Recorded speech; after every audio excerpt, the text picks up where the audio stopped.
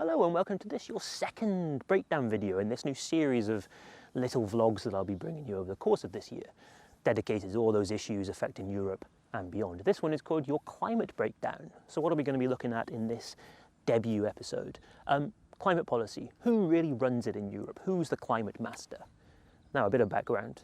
Climate policy can either be set by unanimous voting, where everyone has to agree, or qualified majority voting, where if a big enough group of member states get together and want something, they'll get it done. Big things like the overall emissions targets are normally done by unanimous voting. In fact, at the end of last year, the European Council agreed to this new at least net 55% emissions cuts by 2030. Other things like emissions trading and all this sort of thing, which is kind of niche, is left up to the lower levels where a qualified majority can agree on something. Now, going into next year, everything is going to have to be upgraded and reviewed by the European Commission in order to hit this new 55% target.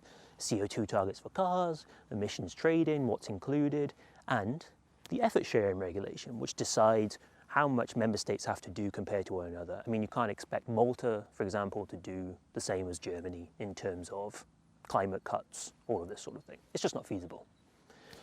Now, the European Council pulled a bit of what I think is a underreported trick in its conclusions from the last summit, when it said that it will have a say over the effort sharing review, which is kind of, let's say, the European Commission being gazumped a bit, really, because the idea is that the Commission takes care of all this stuff, it brings a proposal forward, and then ministers and MEPs all sort of sign off on it.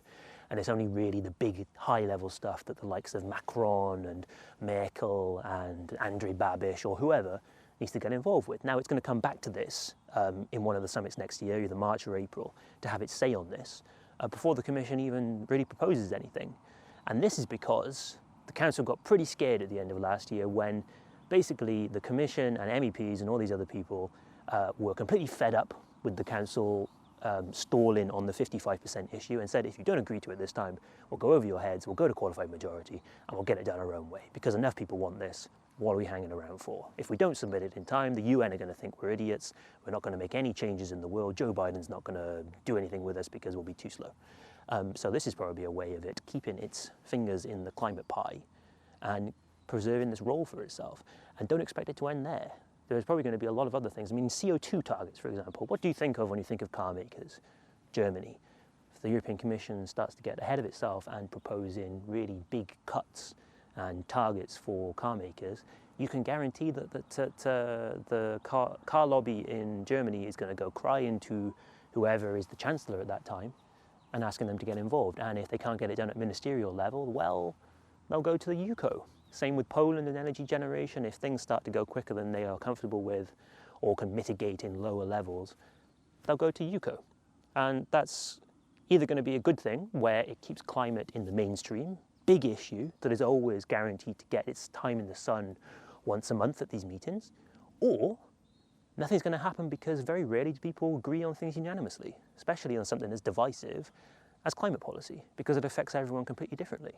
That's always the argument that Poland and the Czech Republic always give, is that everyone has different starting points, everyone has different coal mixes in their energy systems, so you can't expect for everyone to do the same thing at the same time.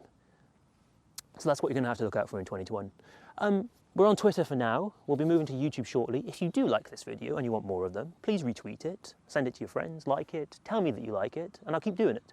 If you don't like it, then I won't. It's as simple as that. That is my promise to you, my public service that I'm giving you right now.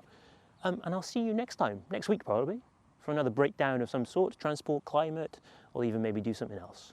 And until then, ciao for now.